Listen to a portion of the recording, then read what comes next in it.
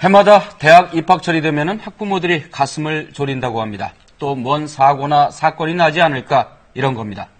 올해 역시 그냥 넘어가질 않는데요. 최근 서울의 한 대학교 신입생 오리엔테이션에서 성추행 논란이 불거졌습니다. 네, 또 다른 대학에서는 과도한 오리엔테이션 비용이 구설을 낳았습니다. 매년 이맘때쯤이면 대학가에서 되풀이되는 논란들 왜 반복되는 걸까요? 최양섭 국민대 사회학과 교수와 함께 이 문제 얘기해 보겠습니다. 안녕하십니까? 네, 안녕하세요. 흔히 OT 이렇게 부르죠? 오리엔테이션은? 네, 신입생 환영회를 오리엔테이션이라고 부르죠. 네, 교수님 학교에서도 좀 다녀왔습니까? 저희 매년 다녀왔었는데요. 금년에는 저희가 내부적으로 그걸 폐지하기로 결정을 해서 교내에서 오리엔테이션을 하되 교회에서는 하지 않는 것으로 이번에 결정을 하여서 그렇게 진행하였습니다. 네. 왜 교회는 왜 폐지? 저희 교수님들이 계속해서 좀 제안을 했었던 부분이고 학생들 중에서도 찬반 여론이 있었지만은 어떤 안전에 관련된 항상 문제들이 좀 끊이지 않았었기 때문에 학교 측에서 이런 결단을 내린 것으로 알고 있습니다. 네, 지금 논란이 되고 있는 게가 이제 건국대 오리엔테이션이었죠. 이제 성추행 으로 보일 소지가 있는 그런 행동이 있었다는 건데요. 이 사건의 개요에 대해서 좀 설명해 주시죠. 사실 건국대 학생 게시판에 어떤 용감한 학생이 글을 올리면서 이제 사건의 내막이 밝혀졌는데요. 신입생 환영회가 이제 있으면 교수님들하고 같이 저녁을 먹고 저녁 좀 늦게 밤 늦은 시간에는 학생들만의 시간을 갖습니다. 네. 그 과정에서 이제 25금 어떤 몸과 관련된 그런 용어들, 19금이 아니라 오히려 25금이라는 단어까지 사용하면서 굉장히 성적 수위가 높은 그런 단어들을 사용을 하고 실제로 신체적인 접촉까지 강제하는 그런 행위들이 있었다는 것이 이제 학생들 글과 그리고 그 내막을 통해서 밝혀졌던 것이 이번 사건의 이야기라고 볼 수가 있습니다. 제목도 좀 충격적이네요. 15금 몸으로 말해요. 네, 저도 이번에 처음 알았습니다. 25금이 있는지. 25금, 네. 그렇군요. 학생회에서도 좀 문제가 있다는 것을 인지하고 뭔가 조치를 취했다고요? 학생회에서 바로 이제 5시간 정도가 게시판에 글이 나온 이후에 사과문을 게재를 했는데요. 이 사과문의 내용의 개요는 우리들이 학생회를 관리를 잘못했다. 그러한 것에 그치고 있기 때문에 실제로 이제 도대체 강제한 학생들이 누구냐, 성적 수치심을 준 학생들이 누구냐라는 것을 또 밝히자는 그런 여론들도 있는 상태입니다. 이것으로 그냥 일단락 지어질 것 같지는 않습니다. 네. 이게 이제 신입생 오리엔테이션에서 이런 성적 수치심을 일으킬 수 있는 이런 게임을 한다. 이게 대학 문화에 이제 막 첫 발을 내딛는 것인데 어떻게 이런 일이 자꾸 일어납니까? 어떻게 보면 지금 청년 세대들이 청소년 세대들이 굉장히 어린 시절부터 어떤 야한 동영상이나 그런 글들 이런 거에 많이 노출이 됩니다. 과거와 비교해서 굉장히 높은 수준으로. 그러면서 이러한 약간 왜곡된 성 욕구를 많이 갖게 되는데 이제 고등학교를 졸업하고 대학에 들어와서 이런 것들을 뭔가 분출하고 싶은데 막상 그러긴 쉽지가 않고 또 기성세대로 들어가기에도 좀 너무 암울하고 그랬을 때 이런 신입생 오리엔테이션이나 학교 축제나 MT나 이렇게 약간의 허용된 일탈의 공간과 시간에서 자신들이 갖고 있던 그런 욕구들을 강제적으로 좀 이렇게 분출을 시키려고 하는 거죠. 네, 저는 처음에는 세대 차이인가 이렇게 다른가 이렇게 놀라다가 이제 신입생 같은 경우는 다 낯설잖아요. 그래서 선배들이기도 하고 그러니까 이게 얼마나 강압적인 분위기에서 거절도 못하고 좀 곤란했을까 그런 생각도 들더라고요. 이런 기사를 읽을 때마다 25년 전 제가 대학 신입생일 때와 다를 바가 하나도 없다라는 생각이 들어서 굉장히 착잡한 마음이 들고요. 어떻게 보면 특히 여학생들 그리고 여학생 후배인 경우에는 대학에서 가장 약자에 속하거든요. 그런데 또 남학생들 또 선배들이 어떤 성적인 수치심을 분명히 자극할 것을 알면서도 그런 것을 강제하는 것은 일종의 분명한 성희롱, 성추행의 소지가 분명히 있다고 보는데 이런 부분에서 그런 선배와 후배 사이에 어떤 강제적인 것들 이런 것들이 가장 자유로워야 할, 민주적이어야 할 대학에서 벌어지고 있다는 것이 굉장히 사실 비통한 일이죠. 이런 게 더 많이 벌어지는 학과나 뭐 그런 게 따로 있을까요? 학과의 문제는 아닌 것 같고요. 전반적으로 어떤 특정 대학의 문제인 것 같지도 않고 이것은 어떤 한국 전반적으로 청소년 세대의 어떤 욕구 이런 것들과 연관된 것 같습니다. 네. 근데 이제 우리가 이제 오리엔테이션 문제가 나올 때마다 이제 뭐 이런 성에 관련된 것뿐만 아니라 주로 많이 나오는 것이 이제 이 음주 문제 아니겠습니까? 술 문제? 네. 저도 사실은 굉장히 괴로웠던 부분 중에 하나인데요. 네.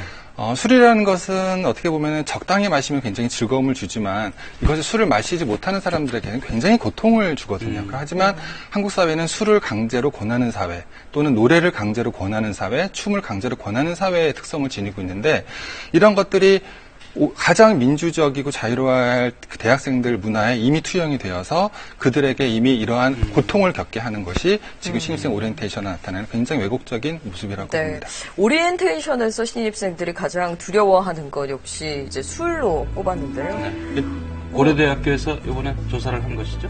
네. 첫 번째가 술이었고요. 그 다음에는 이제 장기자랑, 강제적인 분위기도 있었습니다. 아마 저 술하고 장기자랑 모든 것이 다 강제적인 분위기하고 맞물려 있을 겁니다. 네. 실제로 아직까지도 좀 음주 때문에 많이 힘들어하나요? 좀 많이 개선된 것으로 제가 알고 관찰을 해보면 사실은 저희 학교나 이런 데서도 문제가 많았었기 때문에 교수님들이 밤 늦은 시간까지 학생들하고 같이 좀 있어가면서 네. 그렇게 되는데 뭐라 그럴까요?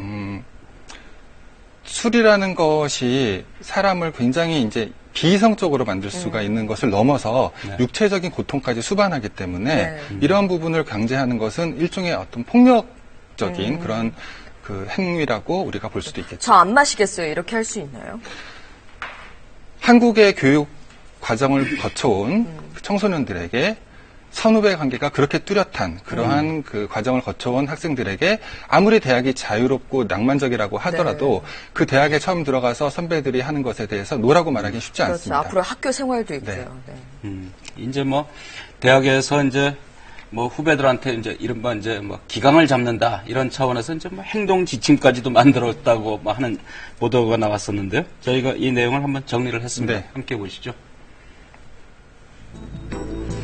최근 전북의 한 대학 1학년생이 학교 페이스북에 올린 글입니다. 체육교육과에 재학 중인 학생은 학기 초 2학년 선배들로부터 이른바 신입생 행동지침을 받았다고 적었습니다. 전화를 받거나 누군가 이름을 부르면 큰 소리로 학번부터 말해야 하고 염색이나 파마를 하면 안 될 뿐만 아니라 인사하기 어렵다며 자전거를 타지 말라고 합니다. 그게 다 일단 통제가 되고요. 조금 이제 지나갈수록 뭐 예를 들어 어떤 게 풀린다든가 뭐 2학년 때 자전거가 좀 풀린다든가 이런 식으로 되는 게 있고 선배들은 학과 특성상 단체 활동이 많아 규칙을 정했지만 강요하지는 않았다고 말합니다. 세대에 대한 그런 걸 다 듣고 오니까 네, 이제 하라고 해도 자기들이 하지 않는 거예요.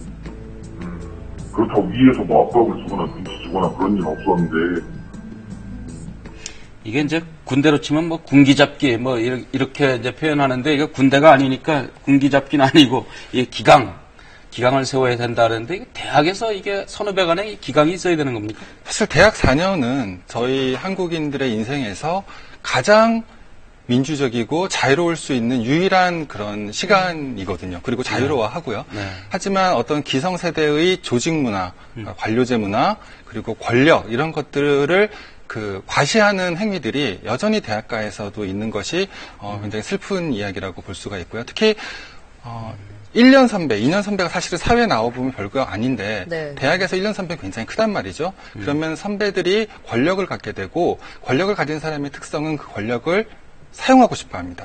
다른 사람들이 꼼짝 못하는 것을 보면서 약간 쾌감도 느끼고 그런 모습들이 나타나는 것이 안타까운 일이죠. 아무튼 요즘 오리엔테이션에 대해서 말이 많습니다. 한 대학은 또 과도한 오리엔테이션을 비용을 청구해가지고 문제가 되기도 했는데요. 이 오리엔테이션 없앨 수도 없고요. 또 학생들을 생각하면 이게 어떤 대안이 있을 수 있을까요?